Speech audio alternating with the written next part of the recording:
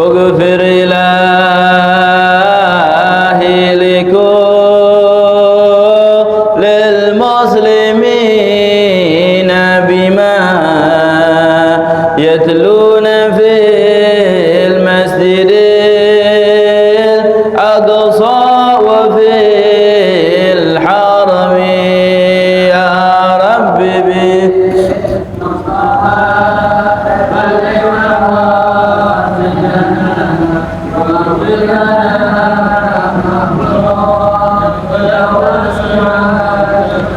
بجاه من بيته في طيبة حرم واسمه قسم من أعظم القسم يا رب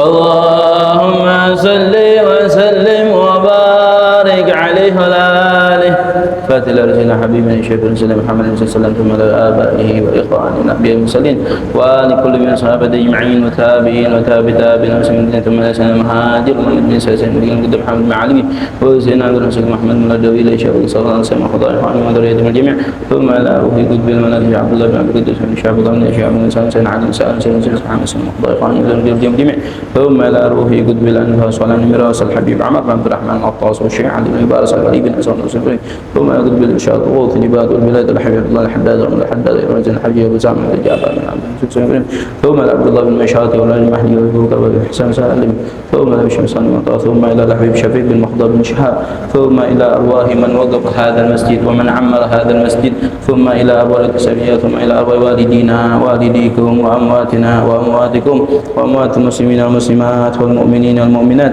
أن الله يغفر لهم ويرحمهم ويعلي درجاتهم في الجنة وينفعنا بأسرارهم وأنوارهم وعلومهم في الدين والدنيا والآخرة ويفتح علينا عليكم فتح العارفين ويجعلنا من الأملام والمسلمين الراسين في العلم اليقين ويقضي حاجتنا وحاجتكم ويختم لنا بالحسنى في خيرات عافية وإلى حضرة النبي محمد صلى الله عليه وسلم الفاتحة. أعوذ بالله من الشيطان الرجيم. بسم الله الرحمن الرحيم. رب العالمين الرحمن الرحيم مالك يوم الدين إياك نعبد وإياك نستعين صراط المستقيم صراط الذين أنعمت عليهم غير المغضوب عليهم ولا الضالين آمين. السلام عليكم ورحمة الله وبركاته. الحمد لله والصلاة والسلام على رسول الله محمد بن عبد الله وعلى آله وصحبه ومن والاه ولا حول ولا قوة إلا بالله. سبحانك لا علم لنا إلا ما علمتنا إنك أنت العليم الحكيم. ربي اشرح لي صدري ويسر لي أمري واحلل عقدة من لساني يفقهوا قولي وسدد لساني واهدي قلبي بحق محمد صلى الله عليه وسلم. اللهم ارزقنا فهم النبيين وحفظ المرسلين وسورة إلهام الملائكة المقربين. اللهم أعطنا بالعلم زينا بالحلم وأكرمنا بالتقوى وجملنا بالعافية يا أرحم الراحمين يا أرحم الراحمين يا أرحم الراحمين. نوينا تعلم وتعليم والتذكر والتذكير والنفع والاندفاع والإفادة والاستفادة والحث على التمسك بكتاب الله تعالى سنة على رسوله والدعاء على الهدى والدعاء على الخير وابتغاء مرضاته وقرب ثواب الله تعالى. نوينا كما أصرفنا الصالحون وعلى ما نوى مشايخ الكرام. اللهم ادخل نياتنا في نياتهم وأعمالنا في أعمالهم وطاعتنا في طاعتهم وارزقنا محبتهم ويتوفانا على ملتهم ويشنا في زمرتهم. آمين آمين يا رب العالمين. Alhamdulillah, segala puja-puji syukur kita kehadirat Allah Subhanahu wa taala yang telah memberikan kita semua nikmat iman, Islam serta sehat wal afiah sehingga kita dipertemukan di dalam pengajian rutin kita. Alhamdulillah. Yang mana pengajian rutin kita ini adalah membahas daripada kitab Al-Habib Abdullah bin Al-Haddad fi kitab Risalatul Muhawana. Sekarang adalah bulan Rabiul Awal, yang mana bulan Rabiul Awal ini mulia dengan apa? Dengan kelahiran Nabi Muhammad sallallahu alaihi wasallam. Wa huwa habibullah, kekasihnya Allah. Kenapa kok Rasulullah dilahirkan di bulan Rabiul Awal? Sedangkan Ya, dikatakan di dalam Al-Qur'an, inna 'iddatash syuhuri indallahi 12 syahran fi kitabillah yauma khalaqas samawati wal ardi minha arba'atun hurum. Dikatakan di dalam Al-Qur'an bahwasanya bilangan bulan di muka bumi ini setelah Allah menciptakan langit dan bumi itu ada 12 bulan. Jadi ketika Allah menciptakan langit dan bumi itu Allah menetapkan 12 bulan. Dan di antara 12 bulan itu ada bulan-bulan yang mulia, 4 bulan. Ya. Bulan apa itu semua? Wahwa Syahrul Rajab, Dzulqa'dah, Dzulhijjah, Syawal. Ini 4 bulan, ini bulan yang mulia di sisi Allah. Kenapa? Kok Rasulullah nggak dilahirkan bulan Rajab? Atau di bulan Syawal? Atau di bulan Dzulqa'dah atau bulan Dzulhijjah? Kenapa Rasulullah dilahirkan bulan Rabiul Awal? Ya, galal ulama Rasulullah SAW dilahirkan di Rabiul Awal. Tujuannya apa? Tujuannya agar yang namanya Rasulullah mulia dengan binafsihi, bidzatihi. Rasulullah mulia. Kenapa? Emang zatnya Rasulullah itu mulia. Emang Rasulullah tersebut adalah kekasih Allah. Rasulullah mulia bukan karena bulannya. Kalau seandainya Rasulullah dilahirkan bulan Rajab, orang bakal berpikir, oh, kenapa kok Rasulullah mulia? Kenapa? Karena dilahirin di bulan yang mulia. Atau dilahirkan di bulan Syawal, begitu juga. Maka dikatakan Rasulullah dilahirkan di bulan Rabiul Awal. Tujuannya apa? Tujuannya emang zat Rasulullah itu mulia. Rabiul Awal mulia. Kenapa? Karena disitulah dilahirkan baginda besar Nabi Muhammad sallallahu alaihi wasallam. Alhamdulillah telah masuk daripada bulan Rabiul Awal. Ketika bulan Rabiul Awal ini masuk, maka kita sambut ya bulan Rabiul Awal ini dengan cara kita mengerjakan daripada sunnah-sunnah Rasulullah. Kita apalagi kita baca maulid. Apa itu maulid? Maulid itu adalah kumpulan. Kalau kita perhatiin dari awal sampai akhir itu kumpulan sirah Rasulullah, ya, sejarah ringkas tentang Rasulullah SAW. Sejarah ringkas dari awal sampai akhir. Coba kalau kita disuruh baca kitab sirah, wah kitabnya tebal-tebal, gede-gede. Mau kita baca dari awal sampai akhir? Nah kita kagak mau nih, kita males bacanya. Maka bagaimana? Maka dibuatlah yang namanya maulid. Maulid itu adalah kumpulan dari awal sampai akhir perjalanan Rasulullah. Rasulullah dari awal sebelum dilahirkan, kemudian dilahirkan, kemudian Rasulullah bagaimana tabiat dan ketika Rasulullah ila akhir wafatnya. Itu semua maulid dari awal sampai akhir dijelasin. Ya, maka oleh karena itu sepantasnya ketika bulan Rabiul Awal ya gitu salah satunya adalah apain? Yaitu membaca maulid. Jangan cuma di masjid doang, jangan cuma di musola atau di majlis salim, jangan. Ya, kalau bisa kita kerjain di rumah kita. Karena dikatakan katanya man qara'a maulid fi baitin au masjidin au maidanin au qaryatin illa hafathumul malaika wa ghasyiyatuhumur rahmah. Barang siapa yang membaca maulid baik itu di rumah atau di musola atau di masjid atau di kampung atau di lapangan, maka tempat tersebut hafathumul malaika, malaikat bakal penuhin. Wa ghasyiyatuhumur rahmah, diselimutin, semuanya ini dipenuhi dengan rahmat Allah SWT. Allah bakal cucurkan rahmat. Kenapa? Karena kita membaca daripada sirah Rasulullah. Wa idza mata ahadum minhum, kalau ada ternyata satu orang meninggal, hawwanallahu jawab soal malakin munkar wa nakir. Allah bakal mudahin nanti kelak ketika dia meninggal pertanyaan ya untuk menjawab pertanyaan soal malakin, itu dua malaikat munkar dan nakir. Jadi kalau misalnya kita udah baca maulid nih, apa sih faedahnya? Salah satu faedahnya kalau kita baca maulid di bulan Rabiul Awal rumah kita, maka keluarga kita bakal dijaga sama Allah SWT. Kalau ada satu orang di keluarga kita ini ada yang meninggal, nanti di kuburan bakal dimudahin menjawab pertanyaan munkar dan nakir. Yang mana pertanyaannya tersebut satu pertanyaan ibarat geledek buat. Kita kalau dengar geledek aja takutnya setengah mati. Ya, orang tua kita, anak kita kadang jerit-jerit dengar geledek saking seremnya. Lah ini geledeknya jauh. Lah ini nanti kita di kuburan geledeknya dekat. Pertanyaan munkar wa nakir satunya aja itu ibarat geledek yang menyambar. Maka bagaimana? Serem. Nanyai kasar banget, nanyai serem banget. Jawabnya gimana nih? Nah, kalau orang yang baca maulid, maka bagaimana? Insya Allah Allah akan yang namanya mudahin dia untuk menjawab pertanyaan malaikat munkar dan nakir.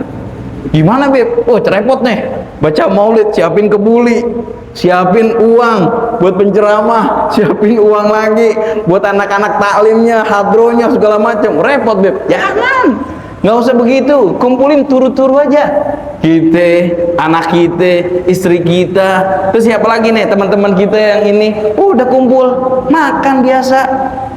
Karena kebanyakan di Indonesia kalau lagi baca maulid mesti yang namanya ini, mesti yang namanya itu. Akhirnya gimana? Berat melaksanakan maulid. Berat. Coba kalau kita kembali lagi ke tempat kita sono di Hadramut Yaman. Mereka ketika baca maulid cuma dikasih kopi. Cuma dikasih kopi sama bukhur buat yang namanya mengharumi ruangan, biar ruangan tersebut harum, udah. Jadi tiap baca maulid bukhur sama kopi, bukhur sama kopi. Coba seandainya kita begitu di Indonesia, berapa banyak orang-orang bakal ngelakuin maulid. Tapi apa? Ketika buat maulid bingung, sumbangannya dari mana ya, makanannya dari mana, iniannya dari mana, ituannya dari mana. Akhirnya tuh jadi berat membuat maulid, jadi malas-malesan. Lebih bagusnya gimana? Mumpung bulan Rabiul Awal nih, bulan Rabiul Awal baru buat masuk, maka bagaimana? Udah turu-turu aja baca maulid, panggil berapa orang, kita kasih dimakan, kasih diminum, udah cukup. Nggak mesti, banyak nih orang sekarang nih di bulan maulid baca maulid, bukannya maulid yang dibaca, tapi apa? Kebanyakan qosidah. Dari awal sampai akhir qosidah lagi, qosidah lagi. Bukan jelek, bukan. Qosidah bagus, qosidah enak. Tujuannya biar kita nih semangat, ya gak? Biar kita nih ada ini tafkir. Tapi lebih bagusnya lagi baca maulid yang banyakin. Ini fasal-fasalnya dilengkap-lengkap, banyak yang dilengkapnya. Inti dari fasal itu kan menjelaskan bagaimana ketika Rasulullah diutus menjadi nabi dan rasul, Rasulullah dilahirkan, bagaimana tabiat Rasulullah itu wataknya seperti apa sih? Kan tujuan kita baca maulid mendengar sirah Rasulullah untuk diikuti. Bukan qosidah. Akhirnya maulidnya kagak dibaca, cuma dikit, tapi qosidahnya yang full. Qosidah itu cuma buat penyela doang, biar kagak bosen. Kan kalau kita baca kan bosan akhirnya, tapi disela dengan qosidah, jadi tambah lagi enak lagi, tambah semangat lagi, begitu. Ila akhiri daripada pembacaan maulid. Maka setiap maulid itu ada pembacaan khusus-khususnya, yang mana yang dibaca, yang mana dilengkap. Biasanya ada. Kalau full dari awal sampai akhir kita baca butuh waktu nih. Nah kalau kita pengen ringkas, yang mana aja yang patut dibaca? Maulid Sintuddora ada batasannya, Maulid Diba ada batasannya, Syaraful Anam ada batasannya, Barzanji ila akhiri. Itu maulid-maulid ada tuh tempat-tempat yang mana kita patut untuk dilengkap, yang mana tempat yang wajib kita baca kalau bisa. Ila akhirihi, daripada ya sekelumit daripada bulan maulid. Mudah-mudahan Allah SWT ya muliakan kita semua. Allah SWT berikan taufik kepada kita semua, dipermudah kita membaca maulid, mengenang Rasulullah dan segala macamnya. Amin ya rabbal alamin. Langsung kepada pembahasan daripada kitab Risalatul Muawanah. Qala Syekhul Muallif rahimallahu taala wa adamana fa bi ulumi fid dharain amin radhiyallahu anhum. Wa'lam annal amal bil ma'ruf bil wajib wan nahya anil muharram wajib wal amr bil mandub wan nahya anil makruh mustahab. Wa alayka idza amarta bi ma'rufin aw nahaita an munkarin wa lam yasma' laka bi mufaragati mawdi'il munkar wa hajri murtakibihi hatta yafi ila amrillah. Wa alayka bi karahiyatil ma'asi wa karahiyatil musirrin 'alaiha wa bughdhuhum fillah wa hadza wajib ala kulli mu'min. Ya, sekarang masuk daripada pembahasan tentang pembahasan amal ma'ruf nahi munkar. Ya, pelajaran 2 minggu yang lalu karena minggu kemarin kita libur. Ya, apa katanya pelajaran minggu yang lalu bahwasanya amar ma'ruf nahi munkar ini hukumnya diminta terhadap setiap muslim untuk mengerjakannya walaupun dia adalah orang yang bejat, walaupun tiap hari maksiat, tapi tetap ada tanggungan terhadapnya untuk amar ma'ruf nahi munkar. Karena seandainya nahi munkar tersebut mencegah daripada kemaksiatan cuma khusus untuk ustadz-ustadz, ulama-ulama, habaib-habaib, orang-orang alim, maka bagaimana? Maka bakalan banyak orang-orang yang mengerjakan kemungkaran, kemaksiatan. Kenapa? Karena ustadz-ustadz, orang-orang alim sedikit. Maka kata Imam Haddad, wajib ya, diminta banget terhadap setiap orang walaupun mereka adalah orang yang tiap hari maksiat. Karena ad-dinu nasihah. Pokok dari agama kita ini adalah apa? Nasihat. Saling menasihati antara sesama muslim. Jangan yang namanya ya, ketika ada seorang jelek kita nggak peduli, nggak. Ya, al muslim akhul muslim kalbunyan yashuddu ba'dhum ba'dha. Muslim dengan muslim yang lainnya, Rasulullah mengatakan bahwa ini adalah saudara.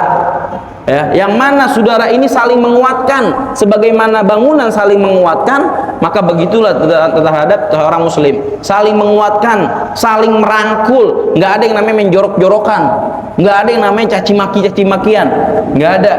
Maka ketika ada saudara kita yang melakukan maksiat, apa tugas kita? Yaitu menasihati.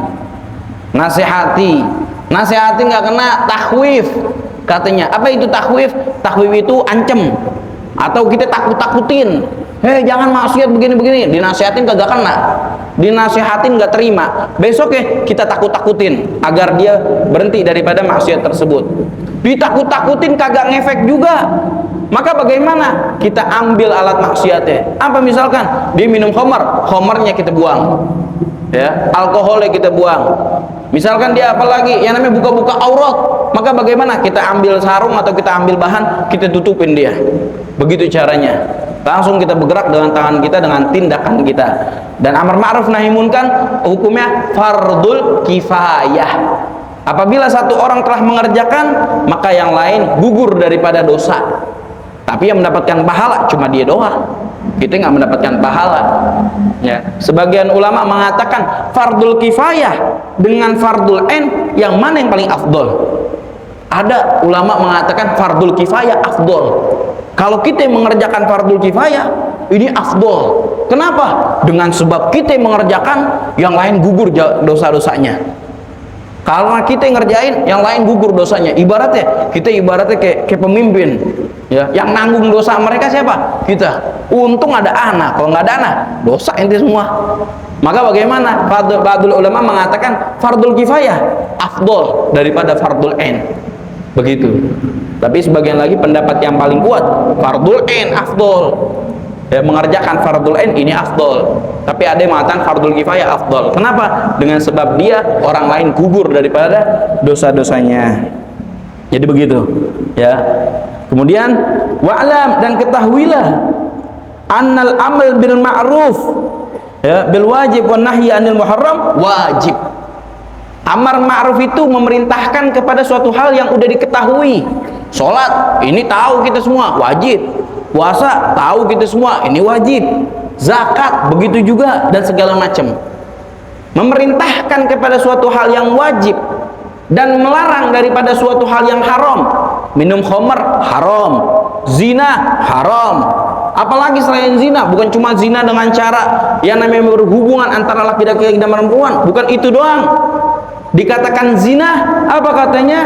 Dengan cara melihat orang perempuan yang bukan mahramnya, ini termasuk zina. Zina apa? Zinal ain, maksiatul ain ini nih. Lebih-lebih zaman sekarang, laki-laki sama perempuan boncengan naik motor, bukan mahramnya, bukan istrinya. Maka bagaimana? Ini nih haram. Kata di dalam Al-Quran, wala taqrabuz zina. Ya, nggak boleh deket-deket zina. Ya, nggak boleh kita deket-deket. Deket-deket itu apa? Dengan cara kita melihat, dengan cara kita ngerangkul, megang, auzubillahi min dzalik, jalan berduaan. Itu udah haram hukumnya. Maka lebih bagusnya kita tambah, kita berikan peringatan terhadap anak-anak muda.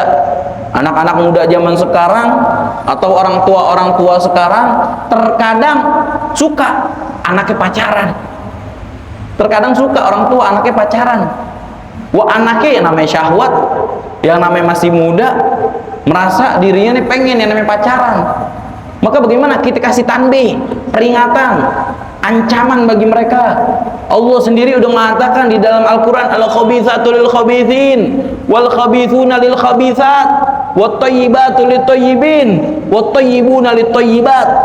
Orang jelek, perempuan jelek, tiap hari maksiat sama Allah, berani maksiat, berani pacaran, nanti kelak dia akan mendapatkan suami yang jelek sama seperti diri dia.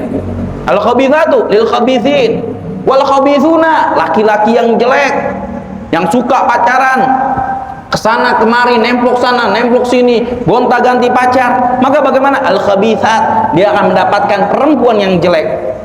Maksudnya gimana, Beb? Kalau dia sekarang berani pacaran, berani pegang-pegangan, berani peluk-pelukan, jalan-jalan, maka bagaimana? Besok dia nikah dengan istri yang ternyata bekas orang lain, pernah jalan sama orang lain, pernah dipeluk sama orang lain, pernah dicium sama orang lain.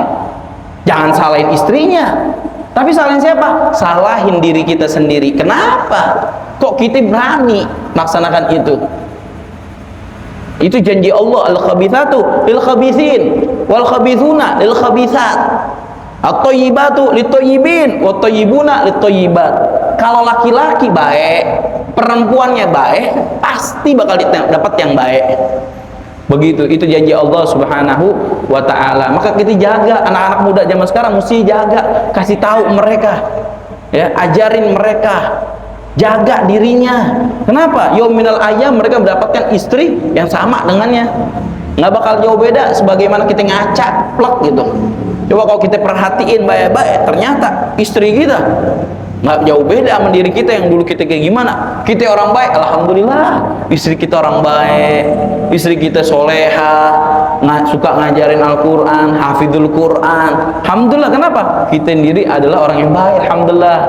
Kalau kita ternyata jelek, ya Allah, ya, mudah-mudahan Allah SWT terima daripada taubatnya. Oleh karena itu, ajarin anak-anak muda, saudara-saudara kita, untuk mereka menjaga dirinya, karena mereka bakal mendapatkan balasan plek sesuai dengan apa yang Allah SWT janjikan di dalam Al-Quran. Ya, maka bagaimana? Maka kata Imam Haddad, amal bil ma'ruf wajib kita memerintahkan. Nahi munkar, yang mana itu adalah suatu hal yang haram, udah tahu ini adalah haram, maka wajib kita melarang. Ya, ada orang begitu, anak-anak muda kayak gitu, kita tegur, kita nasehatin, kita baik-baikin, pelan-pelan kita rangkul mereka. Kalau anak muda sekarang kalau kita omelin, wah, ngelunjak, lebih galakan dia daripada kita. Maka bagaimana caranya? Maka di dalam syariat Islam, ya, bagaimana cara menasehati? Itu adalah face to face, ya, antara al-ain bil ain, dengan mata. Kita ajak dia ngomong bareng-bareng, pelan-pelan kita nasehatin. Nasehatin kagak kena, kita apain? Takhwif, kita takut-takutin. Nih ada hadis begini, ayat Al-Quran seperti ini, maka bagaimana? Jangan, yuk kita tinggalin. Ila akhirih. Itu hukumnya wajib. Wal amr bil mandub wan nahi anil makruh sunnah. Adapun memerintahkan kepada suatu hal yang sunnah, sholat jamaah sunnah. Kemudian apalagi makmurin masjid, musola, ya, hukumnya wajib, fardul kifayah. Kalau kagak ada, bisa semuanya nih dihabisin sama syaitan. Ya, tapi kalau udah ada orang, maka bagaimana? Makmurinnya kita makmurin sunnah. Sholat duha sunnah, sholat witir sunnah, siwakan sunnah. Kita memerintahkan kepada mereka untuk mengerjakan hal itu hukumnya sunnah. Begitu juga nahi anil makruh, mencegah mereka daripada suatu hal yang makruh. Apa suatu hal yang makruh? Banyak, ya, suatu hal yang makruh banyak. Salah satu yang sering kita terjadi, apa yang namanya? Ngerokok, ya, ngerokok. Ba'dul ulama mengatakan makruh, wa ba'dul ulama mengatakan haram. Kita tuh nahi munkar, kita cegah orang-orang yang merokok, kita nasihatin, yuk kita tinggalin sedikit demi sedikit. Banyak orang-orang yang melakukan, ya, maka hukumnya gimana? Sunnah. Sunnah bagi ulama yang mengatakan makruh, wajib bagi ulama mengatakan haram. Karena sebagian ulama mengatakan haram, yang namanya ngerokok haram, sebagian ulama mengatakan makruh. Kok bisa haram, Bib? Karena dengan sebab merokok tersebut menyebabkan diri kita ini rusak, diri kita ini sakit. Sedangkan di dalam Al-Quran, wala talqu bi'aidikum ila tahluka, atau kama qala Allah Ta'ala, jangan sampai kita menyakiti diri kita sendiri. Salah satu menyakiti diri sendiri adalah merokok. Maka dari situlah diambil hadis, diambil hukum bahwasanya haram. Sebagian ulama mengatakan makruh, ya, makruh katanya. Beb, ada Beb, kiai masih merokok, itu Habib masih ngerokok, itu Ustadz masih ngerokok. Kita jadi Habib, kita jadi Ustadz, kita jadi alim ulama, bahaya. tanggungan di beban kita. Kenapa? Karena kita mencontohkan suatu hal yang jelek. Kalau kita mencontohkan suatu hal yang jelek, orang ikut-ikut kita. Maka bagaimana? Maka kita kena tanggungan. Maka sepantasnya kalau kita jadi ustadz, jadi orang alim, jadi panutan, maka bagaimana? Sepantasnya ketika kita maksiat kepada Allah, kalau bisa jangan di hadapan orang. Lebih-lebih jangan maksiat. Lebih-lebih jangan maksiat. Kalau kagak bisa juga, ya Rob, anak nggak bisa juga. Ya udah sendiri. Habis itu minta maaf sama Allah. Ya, jangan yang namanya nunjukin. Banyak orang-orang sekarang nunjukin dirinya maksiat. Dia bangga dengan maksiatnya. Maka katanya bagaimana? Min akbaril kabair, dosa paling besar. Maka bilang katanya merokok tersebut sebenarnya hukumnya nggak bagus, ya, karena dikatakan oleh Habib Salim Syatiri, rokok tersebut terbuat dari apa? Baulus syaiton, kencingnya syaiton. Karena ketika Allah Subhanahu Wa Taala menciptakan Nabi Allah Adam, Allah ciptakan Nabi Allah Adam, tapi Nabi Allah Adam belum dikasih yang namanya ruh. Seseorang tanpa ruh apakah bisa hidup? Tidak. Begitulah Nabi Allah Adam ketika diciptakan tanpa ruh, beluman hidup. Tapi apa? Syaitan udah benci duluan, iblis udah benci duluan. Apa yang dilakukan mereka? Mereka mengencingi Nabi Allah Adam. Kemudian setelah dikencingin, Allah tahu itu adalah haram. Akhirnya gimana? Diangkat. Tanah yang tadi telah dikencingin diangkat. Ya, cipratan-cipratan kencing itu, ya, kalau kita kencing kan kadang suka ciprat tuh. Cipratan-cipratan kencing itu menjadilah yang namanya pohon tumbak. Tembakau, pohon tumbak itu tuh. Kemudian tanah yang diangkat tadi, yang tadi tercampur dengan kencing, diciptakan oleh Allah SWT dari itu apa? Anjing. Maka hewan paling dekat terhadap manusia siapa? Anjing. Tapi diharomin. Kok bisa diharomin? Kenapa? Karena dia diciptakan daripada tanah yang tercampur dengan kencingnya syaitan. Kalau kita pengen bahas masalah rokok banyak, ya, jadi makanya oleh karena itu orang alim, orang kiai lebih pantasnya ketika mereka seperti ini menjauh, ya, karena mereka bakal jadi tanggungan. Berapa banyak orang yang ngikutin, begitu juga berapa banyak ya dosa-dosanya. Ya, kalau kita lihat-lihat lagi, jangan kita jadi dalil. Kalau kita pinter nih, kita jangan jadi dalil. Ustadz fulan merokok, kiai fulan merokok, alim fulan merokok, habib fulan merokok. Kalau kita lihatin, perhatikan guru-guru mereka, apakah guru-guru mereka ngerokok? Kagak. Kita perhatiin lagi guru-guru mereka, kagak ada yang ngerokok. Maka bagaimana? Ya kalau bisa kita ikutin gurunya. Yang namanya setiap orang memiliki kesalahan masing-masing. Jadi sedikit demi sedikit, hatta anak juga banyak salahnya.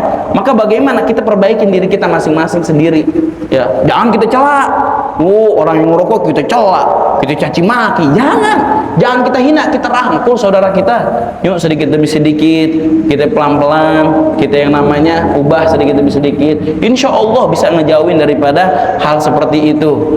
Ila akhirihi, bukan dalam arti untuk ya segala macam. Tujuannya adalah untuk yang namanya kita berubah, bukan menjadi. Maka dikatakan katanya apa lisanul hal antok min lisanil magol, ya, perbuatan itu lebih nusuk di dalam hati daripada perkataan. Ceramah sana sini, ceramah sana sini, tapi ternyata kagak sholat duha tuh orang, kagak sholat witir tuh orang, ya. Atau orang tua merintahin kepada anaknya, jangan ngerokok, jangan begini, orang tuanya ngerokok. Apakah langsung kena terhadap anak? Nggak bakalan. Murid kena? Nggak bakalan. Maka dikatakan lisanul hal, keadaan seseorang tersebut antok min lisanil maqal, itu lebih nusuk. Dia ngomong, dia ngerjain. Oh, ustadznya ngerjain, kiainya ngerjain, habibnya ngerjain. Kita semangat. Oh, bagus dah.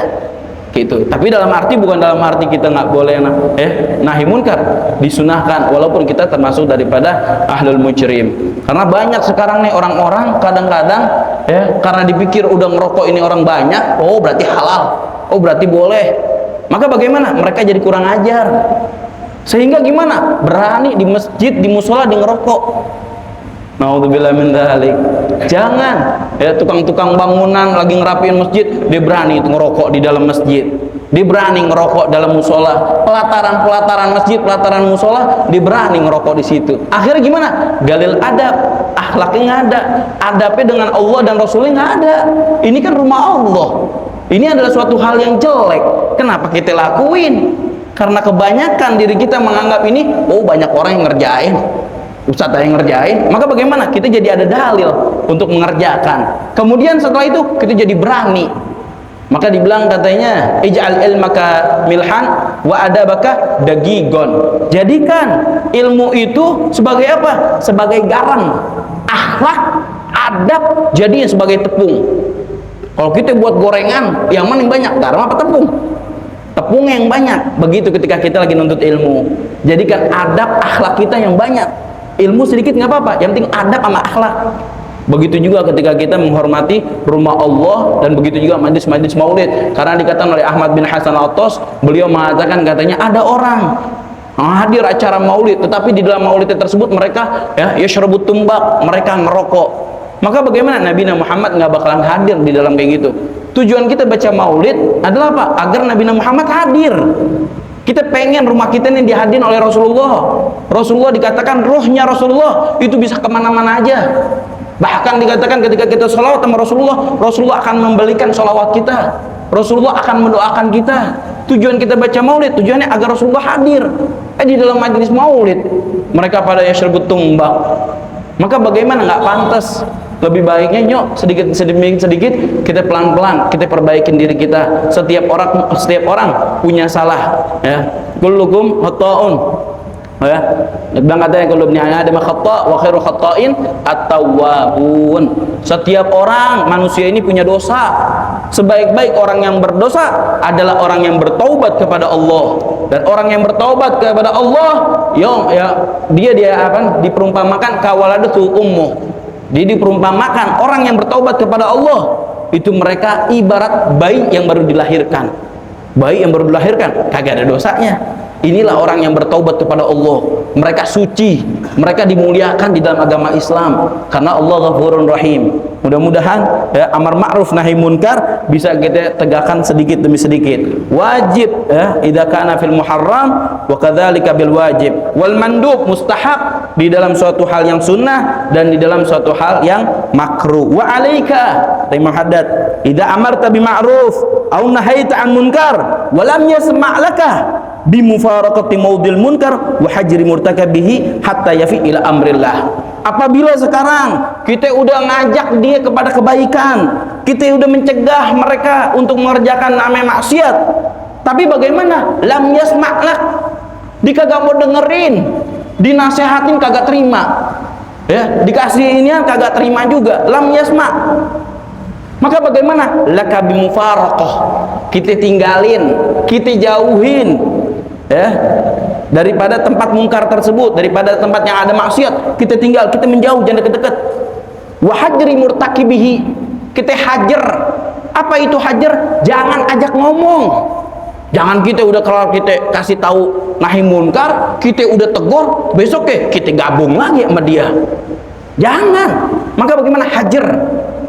Hajar itu apa? Tinggalin, jangan ajak ngomong, jangan dihawil ibaratnya. Hajri murtakibihi hatta yafi ila amrillah, sampai dia taubat kepada Allah, sampai mereka mengerjakan daripada perintah-perintah Allah. Ya hajri fawqa thalathi bila sabab khalafta qawla nabiyina askal arab hajrul fata fawqa thalathi muharramun ma lam yakun fi li maulana sabab. Dikatakan di dalam bait syair, hajar itu hukumnya haram. Ya hajri fawqa thalathi bila sabab, wahai orang-orang yang suka yang namanya meninggalin, nggak mau ngomong. Kita sering nih kalau lagi selekan, lagi berantem, kita nggak mau tegur-teguran. Apa katanya? 3 hari itu hukumnya haram. Fawqa thalathi bila sabab itu haram. Khalafta gaula nabiyinal arab askal arab, engkau telah melanggar daripada perintah Rasulullah. Rasulullah mengharamkan orang yang tidak negur terhadap sesamanya 3 hari lebih. Illa, kecuali perkara apa? Kecuali perkara yang mana itu diminta. Amar ma'ruf nahi munkar ini diminta. Walaupun kita kagak ngomong sebulan, 2 bulan kagak apa-apa. Apakah kita dosa? Enggak dosa. Kenapa? Kita hajar dia. Tujuannya apa? Agar dia bertaubat kepada Allah. Kalau kita kagak hajar, kita tetap yang namanya mukhalat sama dia, kita berkumpul sama dia, kita ajak ngobrol sama dia, maka mereka kan kagak ada merasa dirinya bersalah. Kita buat mereka itu bersalah, merasa dirinya bersalah dengan apa? Hajar. Kita jangan ajak ngomong, kita tunjukin bahwasanya kita nggak suka dengan perkaranya. Begitulah, mudah-mudahan Allah Subhanahu wa taala panjangkan umur kita, Allah berikan kesehatan kepada kita, Allah berikan taufik kepada kita untuk bertaubat dari segala kesalahan-kesalahan yang ada, dan digerakkan diri kita untuk selalu taat kepada Allah Subhanahu wa taala. Allahumma hadina bihudak waj'alna mimman yusari'u fi ridhak wa la tu'allina liyan siwak wa la taj'alna mimman khalafa amraka wa asak wa hasbunallahu wa ni'mal wakil wa la hawla wa la quwwata illa billahil azim. Wa sallallahu ala sayyidina Muhammadin nabiyyin sallallahu alhamdulillahi rabbil alamin.